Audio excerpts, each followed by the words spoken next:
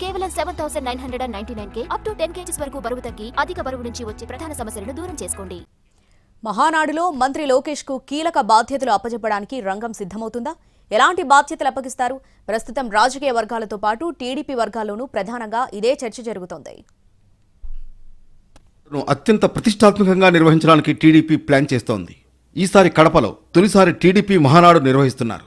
రాయలసీమ ప్రాంతంలో మరింత పట్టు సాధించడానికి రెడీ అవుతోంది. అందులో భాగంగానే ఈసారి మహానాడు కడపలో నిర్వహిస్తున్నట్లు కనిపిస్తోంది. మహానాడులో లోకేష్ కు కీలక పదవి అప్పజెప్పడం అనేది ఈసారి పెద్ద రాజకీయ పరిణామంగా మారనుంది. లోకేష్ కు ఎలాంటి పదవి ఇస్తారు, ఏ పదవి ఇచ్చే అవకాశం ఉందనే దాని మీద విస్తృతంగా చర్చ జరుగుతోంది. పార్టీలో సీనియర్లు, కీలక నేతలతో లోకేష్ సమావేశాలు నిర్వహిస్తున్నారు. 2 సార్లు కన్నా ఎక్కువ సార్లు పదవిలో పనిచేసిన వాళ్లు తప్పుకోవాలని ఇప్పటికే లోకేష్ సంకేతాలిచ్చారు. పార్టీలో యువరక్తం ఎక్కించడానికి యువనేత బాగా రెడీ అవుతున్నారు. వచ్చే ఎన్నికల నాటికి కొత్త టీంతో ముందుకు వెళ్లడానికి కూడా లోకేష్ రెడీ అవుతున్నట్లుగా తెలుస్తోంది.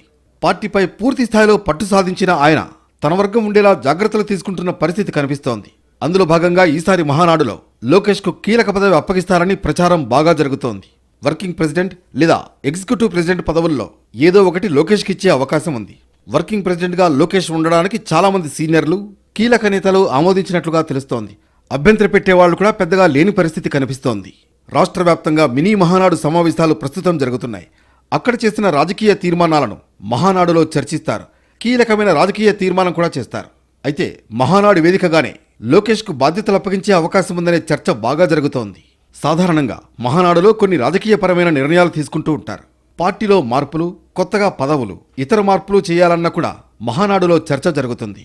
అందులో భాగంగానే ప్రస్తుతం మంత్రి, యువ నాయకుడు లోకేష్ కు కీలక పదవి ఇవ్వడం కోసం ఆల్రెడీ ఇప్పటికే డిసైడ్ అయినట్లుగా తెలుస్తోంది. ఇప్పటికే పార్టీపై లోకేష్ పట్టు సాధించారు. మహానాడు నిర్వహణను కూడా దగ్గరుండి చూస్తున్నారు. మొత్తానికి ఒక కొత్త పదవిలోకి లోకేష్ వస్తారనే చర్చ అటు రాజకీయ, ఇటు టీడీపీ వర్గాల్లో బాగా బలంగా జరుగుతోంది.